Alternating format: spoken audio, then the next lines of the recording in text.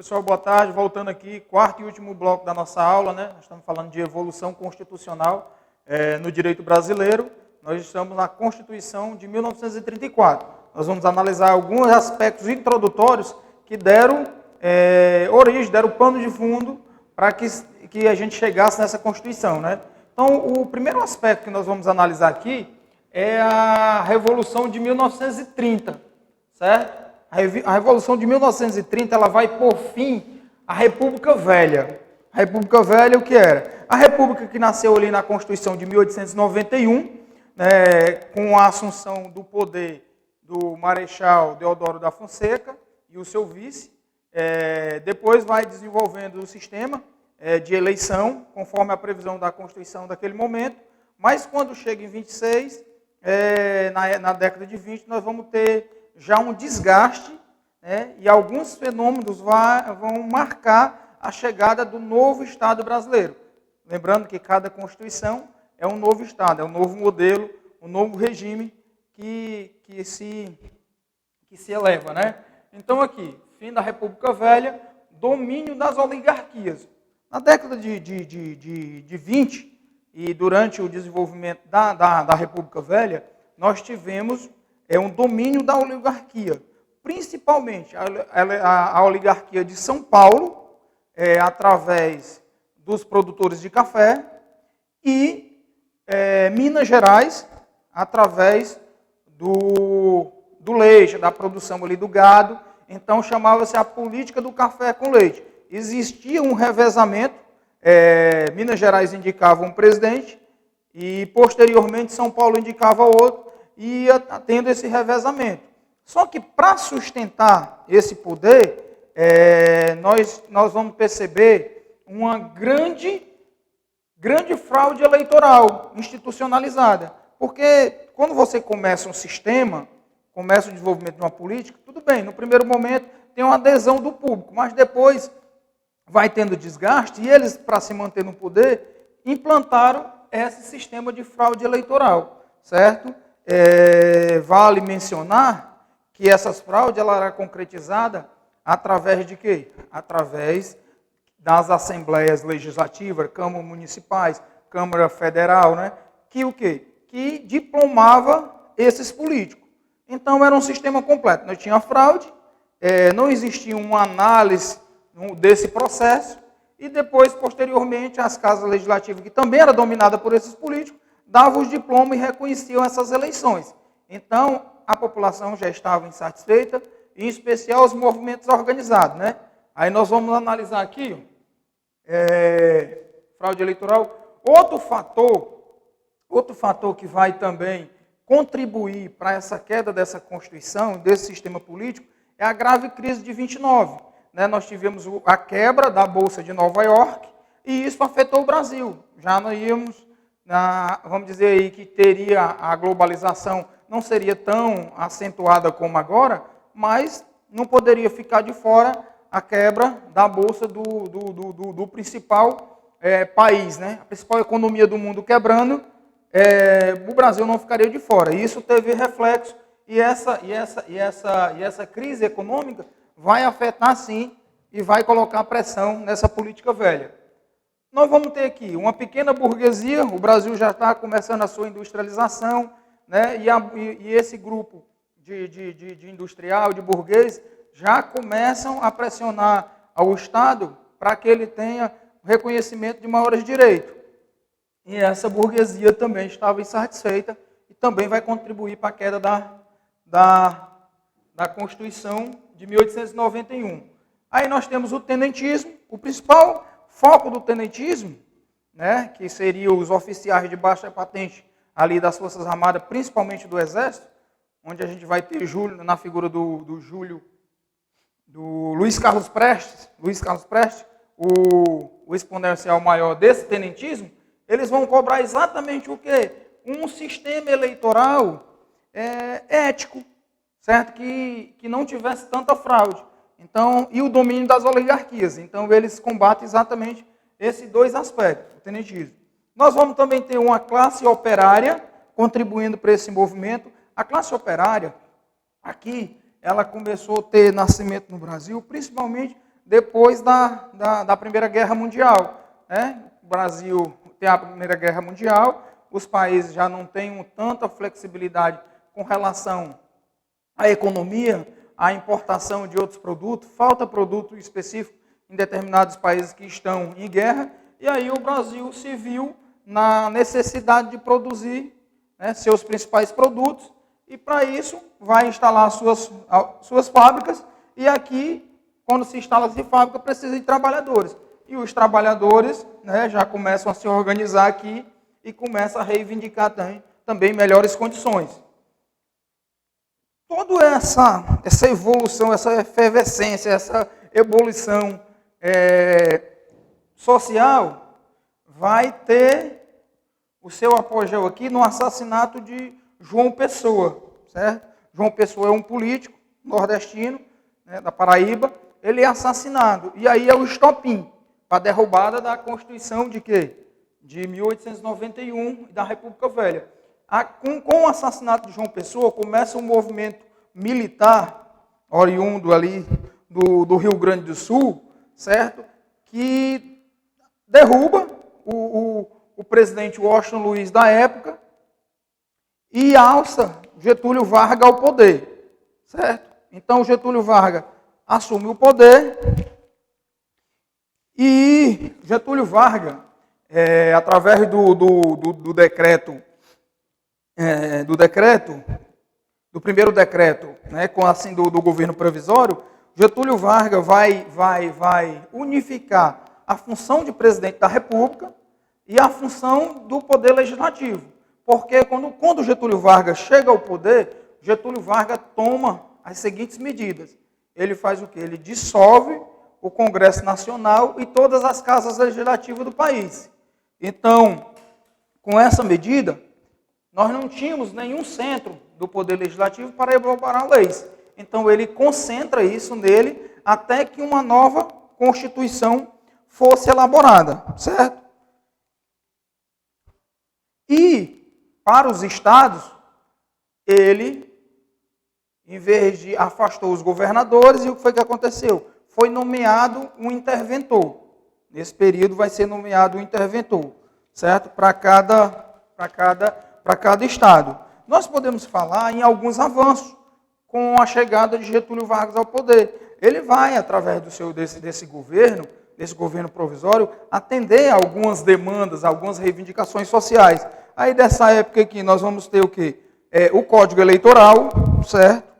Que o Código Eleitoral vai estipular a justiça eleitoral, automaticamente, através desse ato, a função de diplomar os políticos, ela deixa de ser das casas legislativas, e é assim até hoje, e passa a ser o quê? Da justiça eleitoral. Isso foi uma previsão trazida pelo Código Eleitoral. Outro avanço desse período é a instituição do voto feminino, certo? As mulheres não podiam votar, né? O voto ele não era universal, ele era censitário. Apesar do voto masculino, na Constituição de 1891, a pessoa para votar, o cidadão para votar, ele deveria ter determinada renda. Só que aqui não, ele é universal, certo? O voto passa a ser universal, certo? Direto e secreto, né? Também. Eu votava direto, mas não tinha todo esse sigilo do voto. Agora passa a ser secreto. É a previsão do voto secreto, é a previsão do voto australiano, né? Por quê? Porque foi a primeira vez dessa modalidade de voto foi instituído nesse país, certo? E vamos ver aqui mais alguma coisa aqui, sufrágio universal, voto direto. Vamos lá aqui.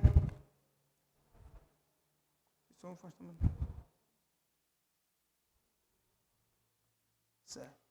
Essa Constituição, falando aqui de influência, essa Constituição ela foi influenciada pela só me deixa eu apagar aqui, pessoal, vou fazer algumas anotações aqui. A Constituição de 34, ela é uma Constituição que prevê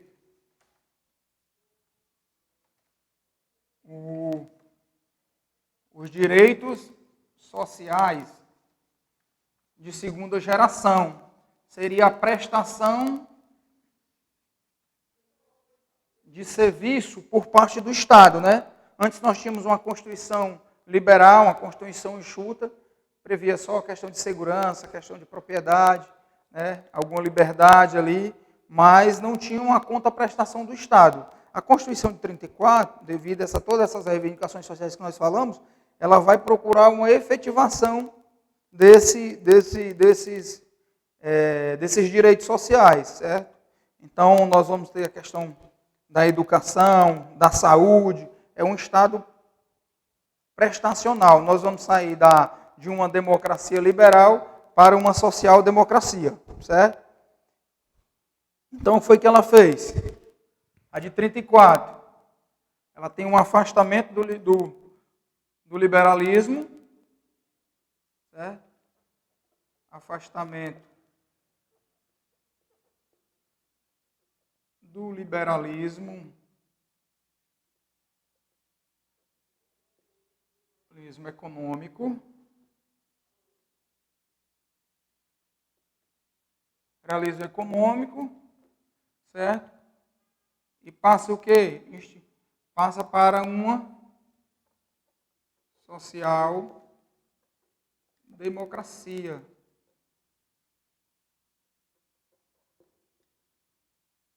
Aí são direitos sociais de segunda geração.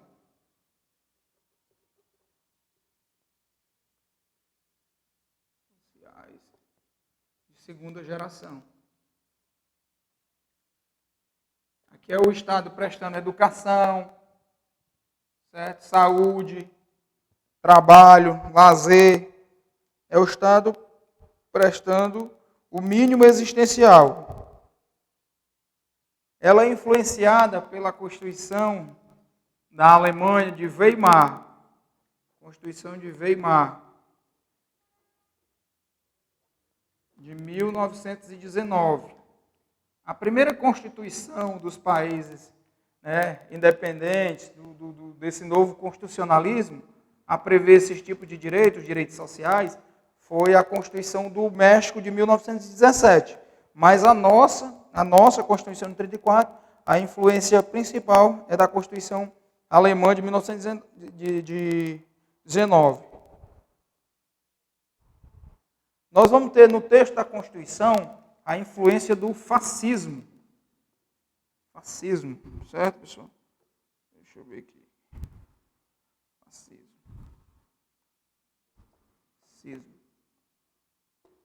Nós vamos ter aqui no texto dela a influência do fascismo. Como é essa influência do fascismo? No Poder Legislativo, assim, a expressão maior do fascismo dentro do texto da Constituição aqui é o seguinte: os deputados seriam eleitos pelo sufrágio direto, universal, secreto, mas um percentual desses representantes do Poder Legislativo, eles seriam eleitos através de representação classista, certo? Então, as categorias trabalhistas, aí dos trabalhadores, poderiam eleger um determinado número de membros, certo? Dentro dos critérios deles lá. Então, essa estipulação dessa representação classista, através da eleição desses deputados, seria a influência assim, mais explícita do fascismo no texto desta Constituição. Deixa eu ver aqui. Agora eu vou passar, esses são os aspectos introdutórios, mas agora eu vou passar a analisar com vocês mais o texto da Constituição em si. A forma de Estado, a forma de governo, o que foi que mudou em relação a 1891. Certo? Deixa eu só apagar aqui.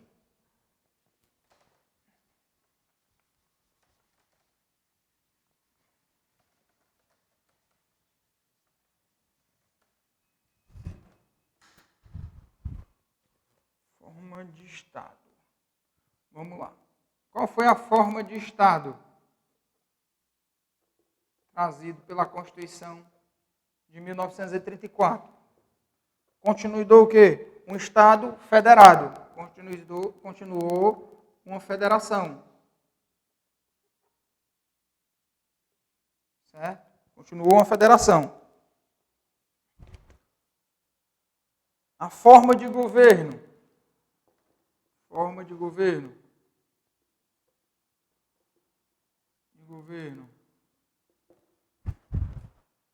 Continuou uma república.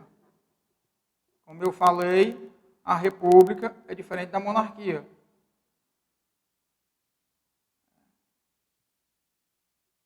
Monarquia, república. Governo eletivo, mandato temporário. Monarquia, governo hereditário. É isso? Sim. E o mandato é indefinido, por prazo indefinido. Passa de família a família.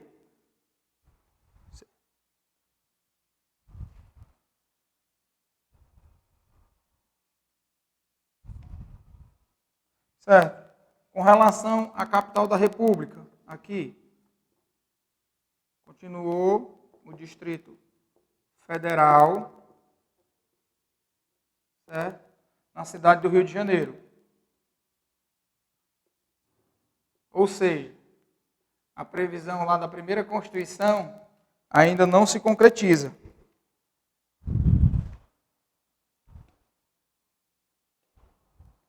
Nós vamos ter aqui a previsão de quê? De autonomia para o Distrito Federal. Aqui nós vamos ter aqui uma autonomia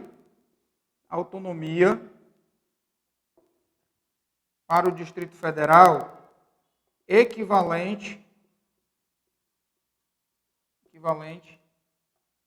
aos estados.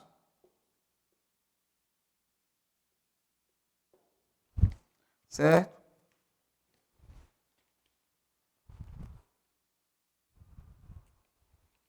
Com relação à relação Estado e Igreja, o que a Carta de 34 vai trazer para a gente?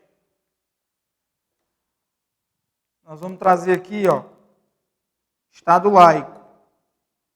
Estado laico. Significa o quê? Que há uma separação entre o Estado e a Igreja. Só que assim, nós tivemos um abrandamento aqui, praticamente a primeira mudança mais sentida em relação ao texto de 1891 é o abrandamento dessa separação entre o Estado e a Igreja. Por quê?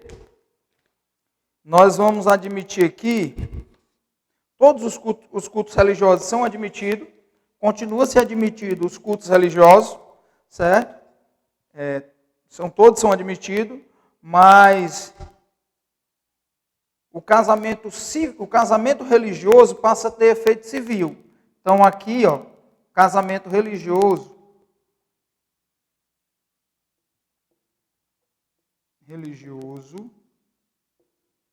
passa a ter efeito civis. Como assim, efeitos civis? Se o casamento, na celebração, ele não trouxesse nenhum prejuízo à ordem pública, não tivesse nenhum prejuízo aos bons costumes na sua celebração, se na habilitação dos nubentes, que estavam casando, se nos impedimentos que eram previstos na lei não tivesse nenhum impedimento, né, esse casamento, ele poderia ser reconhecido e ter os mesmos efeitos do casamento civil. Era a mesma coisa de você estar casando num cartório. Você casaria na igreja, só que você só precisaria registrar esse casamento perante uma autoridade pública, designada para isso. Então, isso mostra que existia uma separação entre o Estado Constitucional de 34, né, e a igreja, mas não era uma separação rígida, total. Outra previsão aqui, pessoal, que eu vou anotar aqui para vocês, aqui, ó, é a permissão, certo? Facultou-se o ensino religioso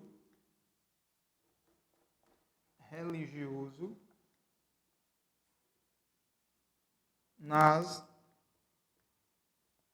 escolas, certo?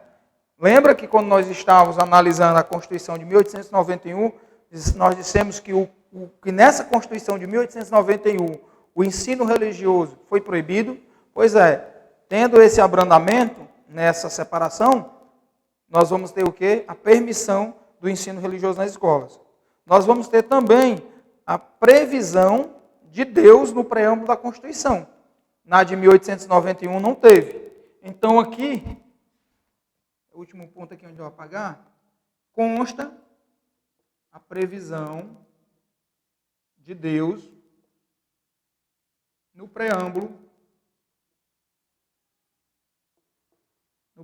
dessa Constituição. Certo? E aqui também, só uma coisa a mais para trazer, lembra que eu disse que foi um pensamento de Marechal Deodoro da Fonseca, que eu atribuo ali aos militares, né? A expressão maior sendo ele, prevendo a mudança da capital do Rio de Janeiro para o Planalto Central.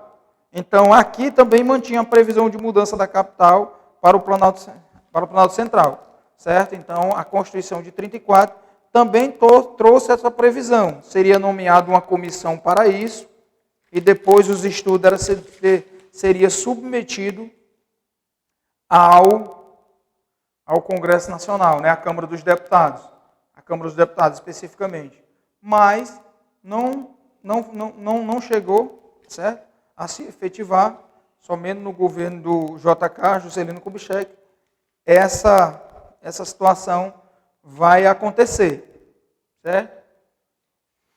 Vou apagar aqui, para poder fazer a análise.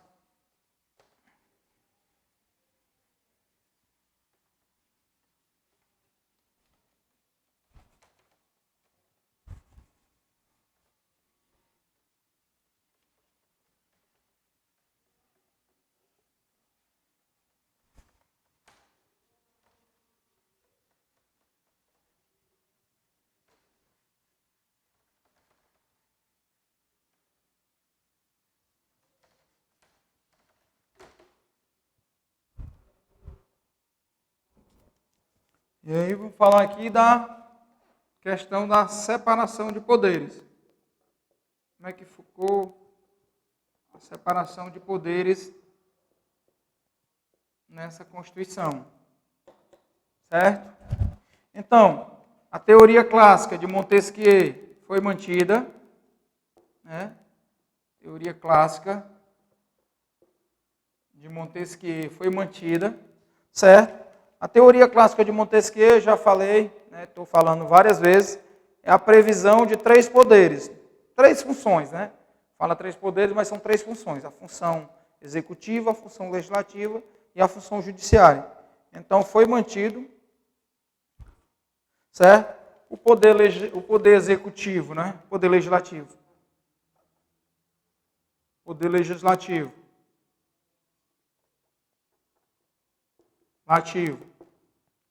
Formado por 2 casas, certo? A Câmara dos Deputados,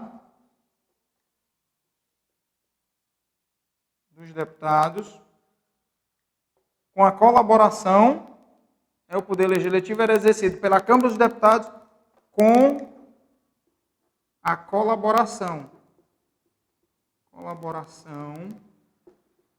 do Senado Federal.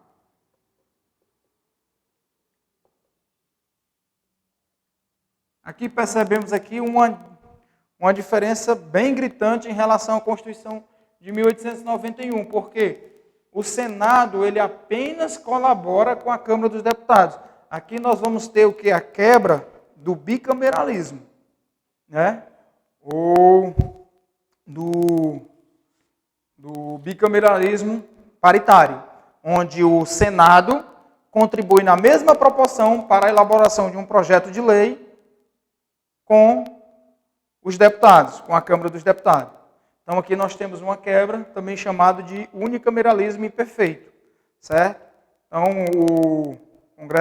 o Senado Federal, ele vai ter uma limitação, certo? Nas suas funções, vai tratar de algumas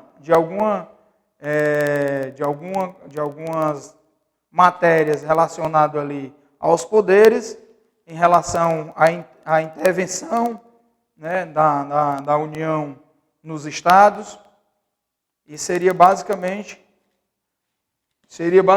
isso, certo? Então a gente vai ter essa quebra aqui, certo? O mandato aqui volta para 4 anos, certo? Volta para 4 anos. Na Constituição de 1891, o mandato aqui do deputado era só 3 anos. Aqui vai ser 4 anos, certo?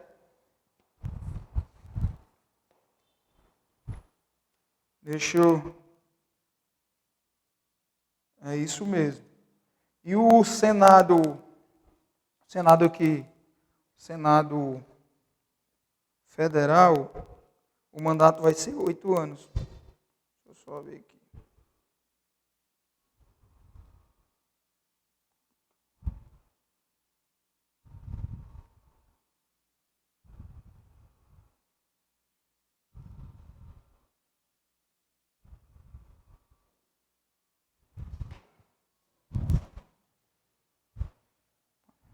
Oito anos. A Câmara dos Deputados, deixa eu só apagar aqui, pessoal, está bem aqui. Ó. A Câmara dos Deputados, o mandato vai ser 4 anos. Mas só com a colaboração. 4 anos, é aqui mesmo. 4 anos. O Senado Federal, o mandato vai ser o quê? 8 anos. 8 anos. 2 legislaturas. Certo? E seria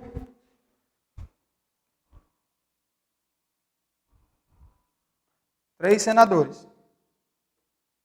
3 senadores. Como é hoje.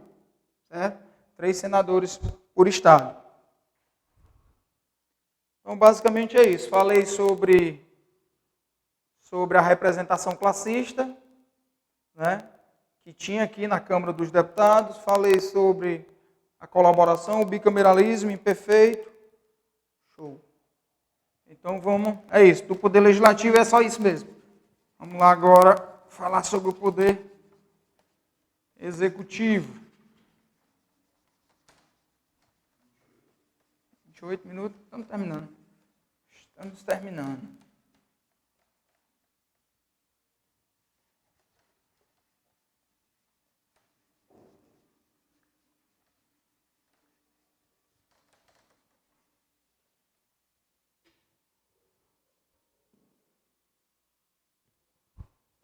Poder Executivo.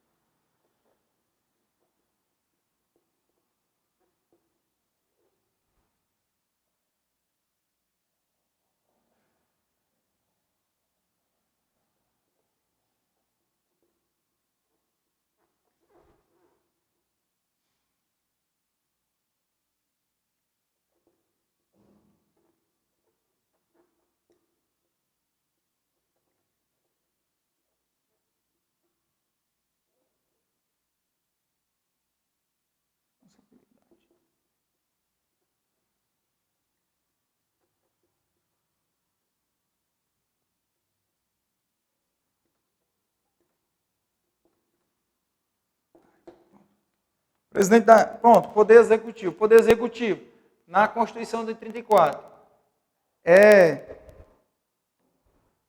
exercido pelo Presidente da República. O Presidente da República é eleito junto com o vice, uma chapa única. Compra um e leva 2, né? Exatamente. Compra um e leva 2, os dois são eleitos conjuntamente. o mandato, 4 anos, o presidente da República continua sendo auxiliado pelos ministros, né? A gente sabe que não há condição de uma só pessoa fazer a gestão de todas as pastas, então ele continua sendo auxiliado pelos ministros, só que esses ministros agora, é uma novidade aqui, ó, eles passam a ter responsabilidade pessoal e solidária junto com o presidente. Certo? Então, se o presidente fizer um mal feito, na Constituição de 34, se o ministro participou, vai ter responsabilidade pessoal e solidária nessa questão. Beleza, pessoal? Bem enxuto, Poder Executivo aqui, sem maiores delongas, trazendo mais só essa novidade mesmo da responsabilidade dos ministros que auxiliam o presidente da República. E agora vamos analisar aqui o Poder Judiciário. O Poder Judiciário. Vai mudar aqui a nomenclatura. Poder Judiciário.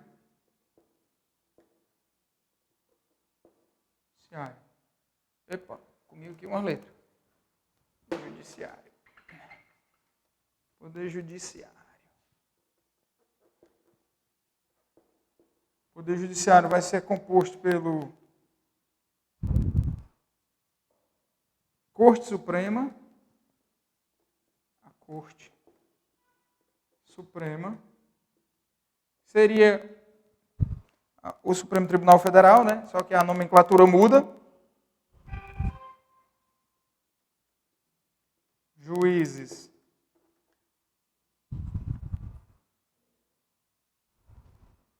Juízes e tribunais federais.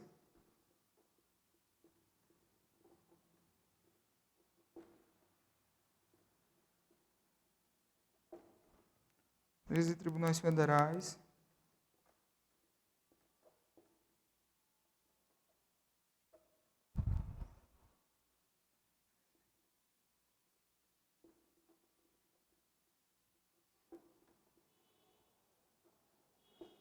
Tribunais eleitorais.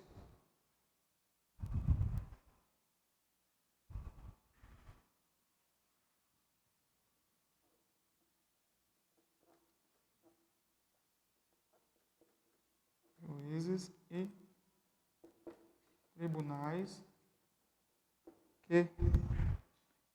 militares.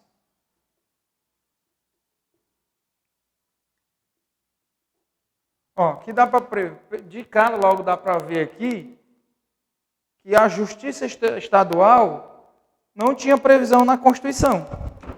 Certo? A Constituição de 34 não trouxe a previsão de juízes e tribunais nos estados. Certo? Nós vamos ter aqui, ó, Corte Suprema, juízes e tribunais federais, certo? Juízes e tribunais eleitorais, que essa aqui é a grande novidade, ou seja, já tinha previsão no decreto, né, do governo provisório, a criação através do Código Eleitoral, através do Código Eleitoral também, né, a reafirmação, mas que passaram a prever aqui a diplomação dos políticos. Então, tentando minimizar a fraude eleitoral e atender aos movimentos sociais que queriam o combate à fraude eleitoral, eles tiraram das assembleias legislativas, dos órgãos legislativos, né? E trouxeram para a justiça eleitoral a função de diplomar esses juízes. Esses políticos. Juízes e tribunais militares sempre tiveram aí a competência das Forças Armadas aí. Vamos lá, pessoal. O que a gente pode dizer? Com relação ao texto da Constituição, também é uma Constituição rígida, certo? Para a alteração de suas normas, era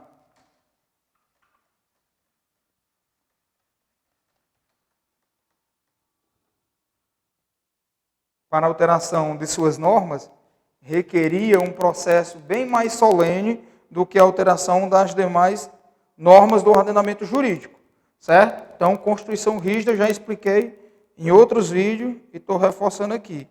Vamos lá para a Declaração de Direitos. Declaração de Direitos, que é o reflexo direto na sociedade. Declaração de Direitos aqui para o cidadão. Foi o que ela trouxe de importante. Voto feminino. Voto feminino.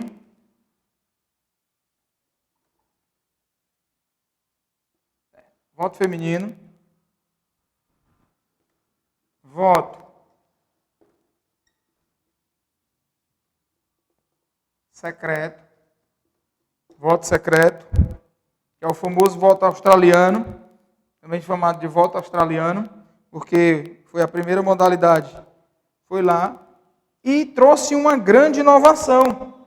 O quê? Uma grande garantia, que é o mandado de segurança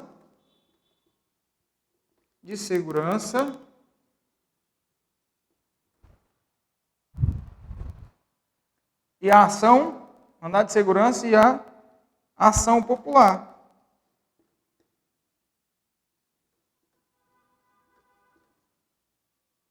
Ação popular. Então, o mandado de segurança vai ser o quê? Vai ser uma garantia a mais que o cidadão vai ter, né? É uma inovação dessa Constituição. É uma garantia a mais que o cidadão vai ter para garantir os seus direitos. É uma garantia a mais aqui no exercício dos seus direitos. Certo? Então, mandado de segurança. Isso aqui cai em prova, isso aqui está em toda a questão que envolve a Constituição de 34. Né? Qual foi a Constituição? A primeira Constituição a trazer o mandado de segurança.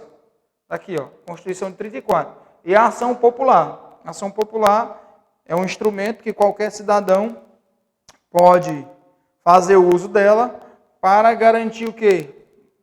Moralidade, garantir o respeito ao patrimônio público, ao meio ambiente.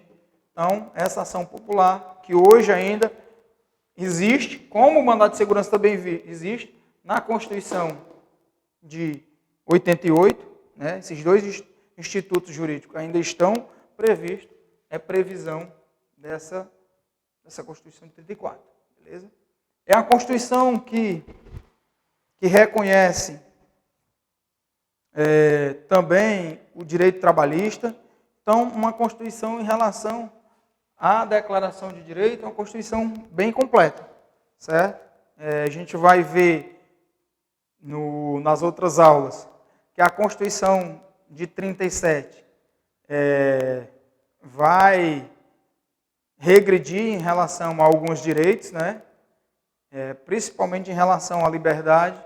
A Constituição de 37 ela vai ter um peso assim, é a Constituição do Estado Novo, e a gente vai mostrar as contradições entre a Constituição de 34 e a Constituição de 37, o novo modelo adotado por Getúlio Vargas, através do golpe de Estado, chamado Estado Novo. Pessoal, é isso aí, certo? A gente tem que continuar analisando essa evolução constitucional. Aqui nós estamos parando na Constituição de 34, próximo na aula, Constituição de 37, Constituição de 46, Constituição de 67, Emenda de 69 e a nossa Constituição Cidadã, a de 88, né? Cidadã, entre aspas, porque tem algumas falhas também que a gente pode falar, beleza? Obrigado, pessoal. Valeu!